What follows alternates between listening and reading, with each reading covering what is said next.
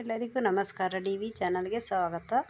ನಾವು ಇವತ್ತಿನ ದಿನ ಮಂಡ್ಯ ಕಡೆ ಮಾಡೋ ರೊಟ್ಟಿ ಬಳಿಯ ರೊಟ್ಟಿ ಅಂತಾರೆ. ಇದನ್ನು ಹೆಂಚ್ ಮೇಲೆ ಡೈರೆಕ್ಟ್ ಬಡಿತಾರೆ. ಅದನ್ನು ಯಾವ ರೀತಿ ಮಾಡೋದು ಅಂತ ನೋಡೋಣ ಬನ್ನಿ.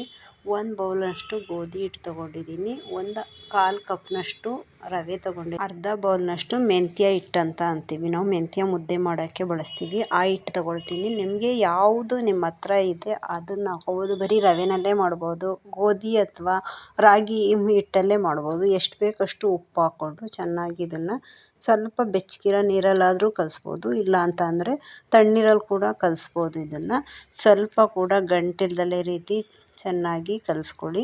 ಇದಕ್ಕೆ ಮಂಡ್ಯ ಕಡೆಯಲ್ಲಿ ಇದು ರೊಟ್ಟಿಗೆ ಅಂತಲೇ ಬೇರೆ ಹಿಟ್ಟನ್ನ ಮಾಡಿಸಿ ಇಟ್ಕೊಳ್ತಾರೆ. ಗೋಧಿ, ರಾಗಿ, ಸಿರಿಧಾನ್ಯ ಎಲ್ಲ ಹಾಕಿ ಮಿಲ್ ಮಾಡಿಸಿ ಇಟ್ಕೊಳ್ತಾರೆ. ಅದನ್ನು ತುಂಬಾ ಚೆನ್ನಾಗಿರುತ್ತೆ. ನಾನು ದಿಢೀರ್ನೇ ಮಾಡ್ತಾಯಿದ್ದೀನಿ. ತಿಂಡಿಗೆ ಬೇಗ ಆಗುತ್ತೆ, ತುಂಬ ಚೆನ್ನಾಗಿರುತ್ತೆ ಈ ರೊಟ್ಟಿ. ಒಂದು ಸ್ವಲ್ಪ ಕೂಡ ಗಂಟಿಲ್ದಲೇ ರೀತಿ ಕಲಿಸ್ಕೊಂಡಿದ್ದೀನಿ. ಒಂದು ಕಬ್ಬಿಣದ ಈ ರೀತಿ ಹೆಂಚು ತಗೊಳ್ಳಿ. ಹೆಂಚು ಚೆನ್ನಾಗಿ ಕಾಯಬೇಕು. ಕಾಯ್ದಲ್ಲೇ ತಟ್ಟಬೇಡಿ ರೊಟ್ಟಿನ. ಕಾದಿದೆಯಾ ಅಂತ ಗೊತ್ತಾಗಬೇಕಾದ್ರೆ ಅದ್ರ ಮೇಲೆ ಸ್ವಲ್ಪ ನೀರು ಹಾಕಿದ್ರೆ ಅದು ಉಂಡುಂಡೆ ರೀತಿ ಕಾದಿದೆ ಅಂತ ಗೊತ್ತಾಗುತ್ತೆ ನಿಮಗೆ.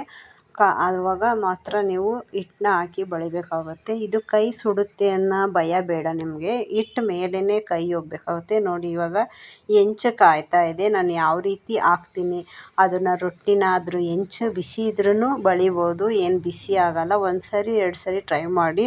ದಯವಿಟ್ಟು ಬಳಿಬೇಕಾದ್ರೆ ನೀವು ಹೆಂಚಿಗೆ ಕೈ ಟಚ್ ಮಾಡ್ದಲೇ ಇರೋ ರೀತಿ ಹಿಟ್ಟು ಮೇಲೇ ಹೋಗಬೇಕಾಗುತ್ತೆ ಕೈ. ನೋಡಿ, ಇವಾಗ ಇಷ್ಟು ತೆಳು ಮಾಡಿಕೊಂಡ್ರೆ ಸಾಕಾಗುತ್ತೆ. ಈಗ ಕಡಿಮೆ ಉರಿ ಮಾಡ್ಕೊಳ್ಳಿ.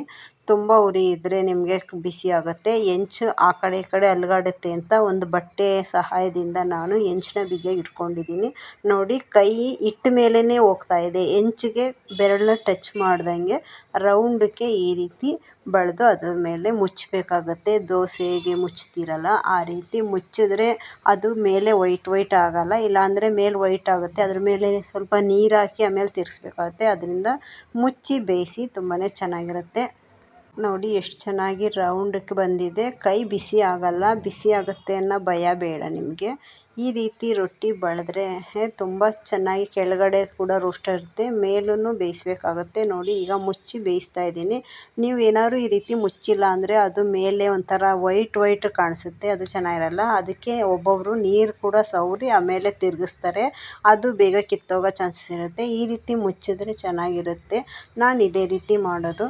ನೋಡಿ, ರೊಟ್ಟಿ ಈಗ ಚೆನ್ನಾಗಿ ಬೇಯ್ತಾ ಇದೆ. ಇವಾಗ ಇದು ಎಷ್ಟೊಂದು ರೀತಿ ಮಾಡ್ಬೋದು. ಈ ರೊಟ್ಟಿ ತುಂಬಾ ಚೆನ್ನಾಗಿರುತ್ತೆ. ತೆಳುಗೆ ಬೇಕಂದರೆ ತೆಳುಗೆ ಮಾಡ್ಕೊಬೋದು.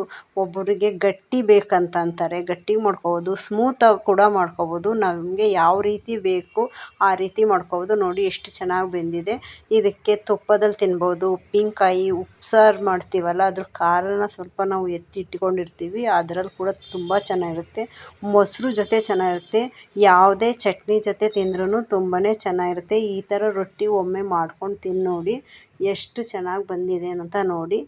ಈ ರೊಟ್ಟಿ ಒಂದು ಸಾರಿ ಮಾಡಿದಾಗ ಚೆನ್ನಾಗಿ ಬಂದಿಲ್ಲ, ನಮಗೆ ಕೈ ಸುಡುತ್ತೆ ಅಂತ ಭಯ ಬೇಡ. ನಾನು ಹೇಳೋ ಟಿಪ್ಸ್ನ ಫಾಲೋ ಮಾಡಿ, ತುಂಬಾ ಚೆನ್ನಾಗಿ ಬರುತ್ತೆ. ಆದರೆ ಇದೇ ಒಂಥರ ಡಿಫ್ರೆಂಟ್ ಟೇಸ್ಟ್ ಇರುತ್ತೆ.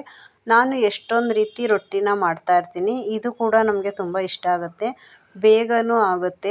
ಇದು ಎಲ್ಲ ಚಟ್ನಿ ಎಲ್ಲದ್ರ ಜೊತೆನೂ ಚೆನ್ನಾಗಿರುತ್ತೆ. ನೋಡಿ ಎಷ್ಟು ಚೆನ್ನಾಗಿ ಬಂದಿದೆ. ಸ್ವಲ್ಪ ಮುರಿದ್ರೆ ಸಾಕು, ಹಪ್ಪಳ ಥರ ತೆಳು ಬಂದಿದೆ. ಈ ರೀತಿ ಬಂದಿದ್ರೂ ತುಂಬಾ ಚೆನ್ನಾಗಿರುತ್ತೆ.